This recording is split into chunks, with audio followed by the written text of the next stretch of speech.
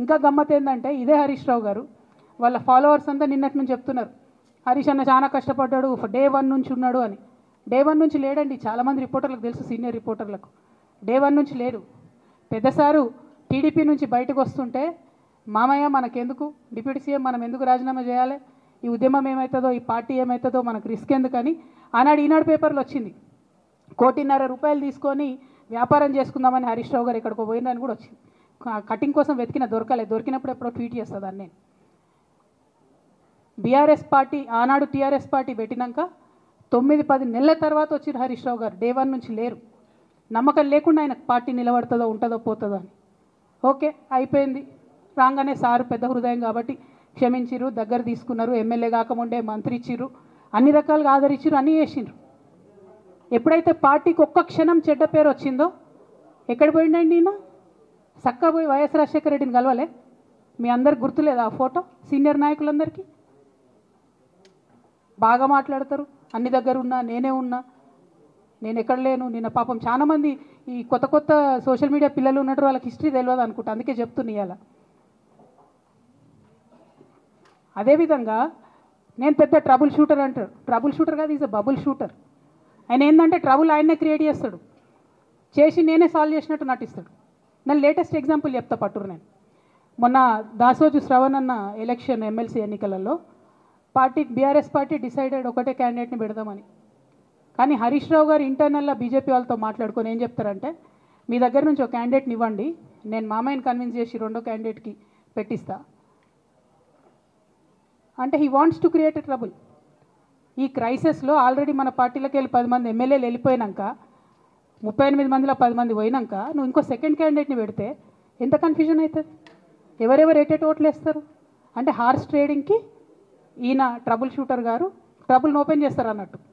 నాకెందుకో లక్కీగా ఒక బీజేపీ ఎమ్మెల్యే గారు ఫోన్ చేసి, అక్క మరి పెద్దసారి పర్మిషన్ ఉందా హరీష్ అని ఇట్లా అంటున్నారంటే, నేను డైరెక్ట్గా పెద్దసారికే ఫోన్ చేసి నాన్న మరి ఇట్లా అంటున్నారు, మనం సెకండ్ క్యాండిడేట్కి పర్మిషన్ ఇస్తారంటే, nothing doing, only Shravan will get elected, ఎవరు చెప్పారు మీకు అన్నారు. అంటే నేను ఆ విషయం వెంటనే అటువైపు కన్వే చేసిన, లేదండి మాకు అట్లాంటి ఆలోచన లేదు.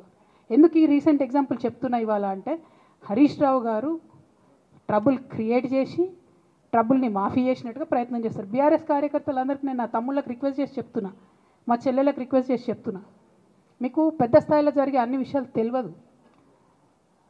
తెలియకుండా అందరూ మన వెల్ విషర్స్ అనుకుంటారు. అది మీ తప్పు కాదు, ఎందుకంటే కేసీఆర్ సార్ అంత ఓపెన్ మైండ్తో ఓపెన్ హార్ట్తో ఉంటారు కాబట్టి బీఆర్ఎస్లో ఉన్న అందరూ అట్లే ఉంటారు అనుకుంటారు. కానీ చాలా మందికి చాలా హిడెన్ ఎజెండాస్ ఉన్నాయి. ఓ పక్క కాంగ్రెస్తో కలిసి ఉన్నారు, ఇంకో పక్క బీజేపీతో మాట్లాడుతున్నారు, ఎవరితోనో అవసరమైతే అటు మాట్లాడుతున్నారు. అదేవిధంగా 2018 ఎన్నికలలో హరీష్ రావు గారు 20-25 మంది ఎమ్మెల్యేలకు ఎన్నికలలో అడిషనల్ ఫండింగ్ ఇచ్చారు, పార్టీ ఇచ్చింది కాకుండా. ఏడికేళ్ళు వచ్చినాయి హరీష్ రావు గారికి అన్ని డబ్బులు? 100% కాళేశ్వరంలో జరిగిన అవినీతి నుంచి వచ్చిన డబ్బులే. ఆయన ఆలోచన ఏం చేసిందంటే, ఏమన్నా కొద్దిగా అటు ఇటు అవుతుందేమో రిజల్ట్, నా దగ్గర ఎమ్మెల్యేస్ ఉండాలని ఆలోచన చేసి. నీకు అసలు అట్లాంటి ఆలోచన ఎందుకు వచ్చింది? నేను కట్టప్పలంటోని కేసీఆర్ గారి దగ్గర ఉండేటోని అంటావు కదా, నీకేం అవసరం వచ్చింది ఎమ్మెల్యేస్కి సపరేట్గా ఫండింగ్ ఇవ్వడానికి? ఎవరికి తెలియదు అనుకుంటారా? ఇవి ఎవరు చెప్పరు అనుకుంటారా? ప్రతి ఒక్కరు చెప్తారు ఎమ్మెల్యేస్ ఓపెన్, నా పేర్లు కూడా తెలుసు, చెప్తే బాగుండదు, ఎమ్మెల్యేలు ఇబ్బంది పడతారు. నేను అనేది ఏంటంటే, 2009లో రామన్న సిరిసిల్ల ఎలక్షన్లో మా బంధువుకు సంబంధించిన వ్యక్తులతోని 60 లక్షల రూపాయలు పంపిన హరీష్ రావు గారు రామన్నను ఓడగొట్టడానికి. నిన్నగాక మొన్న ఒక వీడియో మీరు కూడా చూసిరు, ఒంటేరు ప్రతాప్ రెడ్డి గారిది, మీ మామయ్యను ఓడగొట్టమని ఎంతంటే అంత డబ్బులు ఇస్తా అని చెప్పిరని. ఓ పక్క కేసీఆర్ గారిని ఓడగొట్టాలి, ఓ పక్క కేటీఆర్ గారిని ఓడగొట్టాలి, నిజామాబాద్లో నా ఎంపీ సెగ్మెంట్లో అందరు ఎమ్మెల్యేలను మేనేజ్ చేయాలి, అందరిని మన కేసీఆర్ కుటుంబాన్ని ఓడగొట్టాలి, విచ్ఛిన్నం చేయాలి.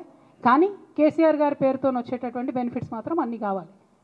మరి ఇటువంటి వారిని నా రిక్వెస్ట్ కేసీఆర్ గారితో కేటీఆర్ గారితో, వారిని మీ పక్కన పెట్టుకొని నిజం మాట్లాడే నన్ను బయటకు పంపితే మరి పార్టీ బాగుంటుందా? దయచేసి ఆలోచన చేసుకోండి. నేనేమంటున్నా రామన్న మిమ్మల్ని అంటే, నా మీద మీకు కోపం ఉండొచ్చు, నా మీద ఏముందో ఎవరేం చెప్పారో నాకు తెలియదు. నేను మాత్రం నా ప్రాణం పోయినా కేసీఆర్ గారికి హాని జరగాలని కానీ కేటీఆర్ గారికి హాని జరగాలని కానీ కోరుకోను. అది నా నైజం కాదు. ఆడపిల్లలకు అట్లా ఉండదు, ఆడపిల్లలు ఇల్లు బాగుండాలనుకుంటారు. నా మనసుకి ఎంత గాయమైతే, నాకు ఎన్ని అవమానాలు అయితే నాకెంత ఇన్సల్ట్ అయితే, నా మీద ఎన్ని కుట్రలు జరిగితే నేను ఇట్లా మాట్లాడుతున్నది నా బాధ, ఇది నా ఆవేదన. నాన్న చూస్తలేరేంది వీళ్ళనన్నది ఆవేదన, చూసుకుంటా క్షమిస్తారేంది ఇంకెన్నిసార్లు క్షమిస్తారన్నది నా బాధ. అంతే తప్ప నాకేం కోపం ఉంటుంది? ఎందుకు కోపం ఉంటుంది? నాకు ఎన్ని జన్మల పుణ్యం ఉంటే కేసీఆర్ లాంటి తండ్రి దొరుకుతాడు? కోట్లలో ఒకరికి ఉండేటటువంటి తండ్రి నాకు దొరికిండు. ఆయన లేకపోతే నేను ఎవరు ప్రపంచానికి తెలుస్తుందా? నాకెందుకు అవసరం ఉంటుంది? నాకేం కోపం ఉంటుంది కేసీఆర్ గారి మీద? నాకు బీఆర్ఎస్ పార్టీ మీద ఎందుకు కోపం ఉంటుంది? నాకు 27 సంవత్సరాలు ఉన్నప్పుడు నేను నా కొడుకుని, చిన్న పిల్లగాన్ని పసిగుడ్డుని ఎత్తుకొని ఇక్కడికి వస్తే ఆ రోజు నుంచి ఈ రోజు వరకు నేను రోడ్డు మీదనే ఉన్నా, ఉద్యమాలే చేస్తున్నా, పోరాటాలే చేస్తున్నా, తెలంగాణ ప్రజల కోసం పనిచేస్తున్నా. 2014 నుంచి అధికారంలో ఉన్నప్పుడు కూడా నా ఇంటి దర్వాజాలు ఎప్పుడు తెలిసే ఉన్నాయి. ఇక్కడున్న మీడియా మిత్రులందరికీ తెలుసు. అధికారంలో ఉన్నా లేకున్నా నేను గిట్లనే ఉన్నా. అధికారంలో ఉన్నప్పుడు నన్ను ఏమి సాగనీయకుండా నన్ను ప్రతిపక్ష ఎమ్మెల్యేని చూసినట్టు, ప్రతిపక్ష ఎంపీని చూసినట్టు చూసినా నేను ఇట్లనే ఉన్నా, ఓపెన్ మైండ్తోనే ఉన్నా. నేను కోరేది ఒకటే, కేసీఆర్ గారి ఆరోగ్యాన్ని కాపాడండి రామన్న, పార్టీని కాపాడండి, పార్టీలో ఉన్న కార్యకర్తలని కాపాడండి, అందరు బాగుండేలాగా ప్రజా సమస్యలు తీసుకోండి. నాకు అంతకుమించి కావాల్సింది ఏం లేదు.